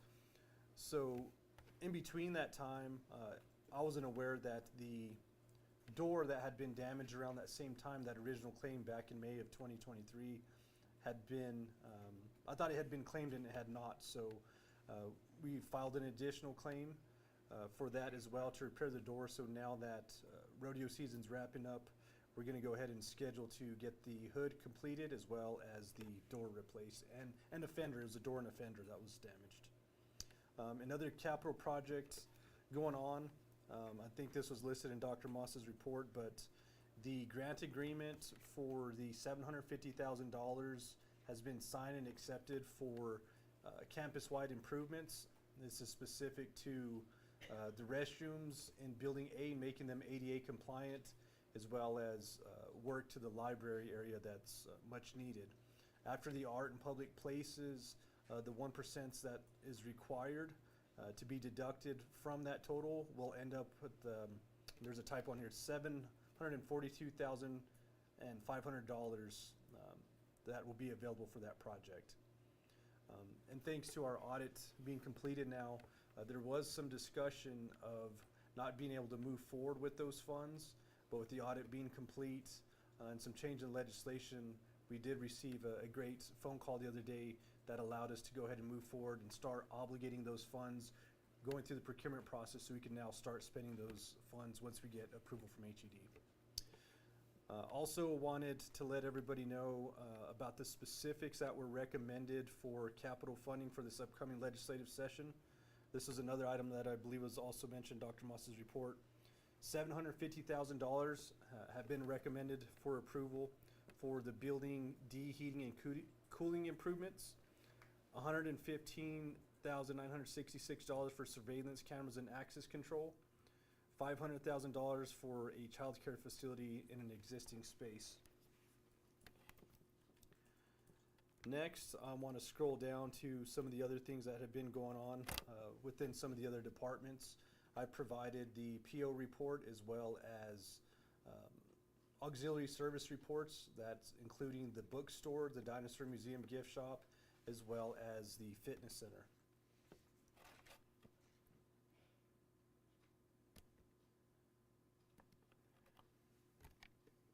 And at this point, the only other thing that's really important probably going on this weekend, the 24th through the 26th, and I might have mentioned it at the previous meeting, we are hosting at the Armory a spay and neuter clinic, partnering with Paws and Claws and Res Dog Rescue. So feel free to share that. And I will stand for any questions at this time. What building is building R? Building R is the old Armory. Oh, Armory, Yes, sir. okay. Yes, sir.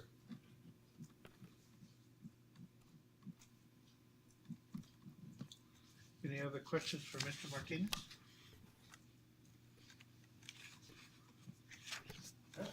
Thanks a lot. We appreciate all you do.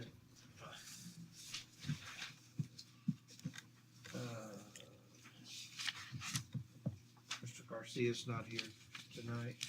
You'll have his report. There's the minutes.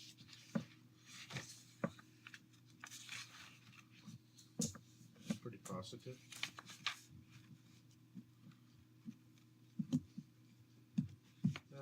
Next, is there any, I'll wait for Jimmy. Trustee comments? I enjoyed the rodeo, and it was so nice not to freeze during that. The weather was beautiful. Yes, Sure it was. And we made a point to request the good weather. Did you? Yeah. That's always a plus. We didn't even have to water the No, arena no because rain, of the but rain. just enough ahead of time, but not Yeah. enough to have any mud. There's some years It's that, beautiful. oh gosh, you almost didn't make it.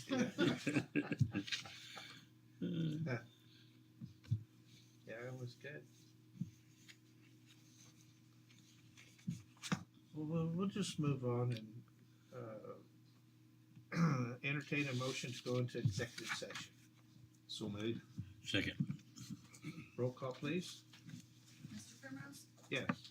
Ms. Stevenson? Yes. Mr. Sidwell? Yes. Mr. Bond? Yes.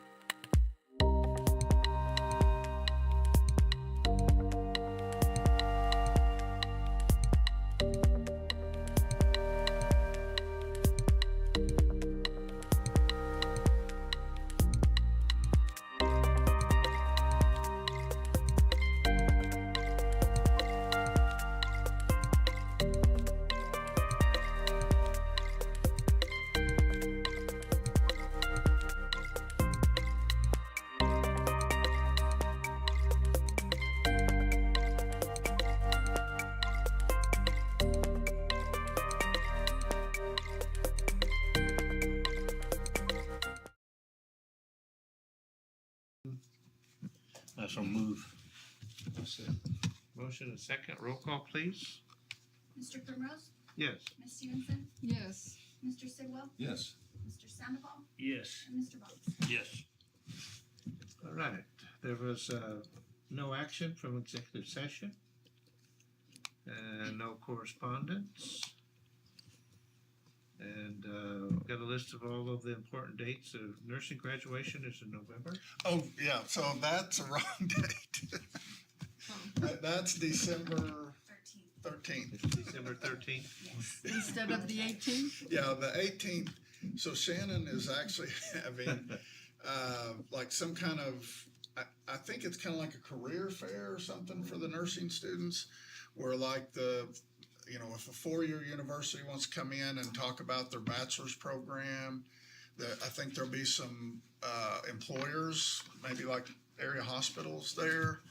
So that's happening November 18th, and then graduation. And so the nursing pinning, because we've got more students this year, we're going to have that at the auditorium where we have graduation.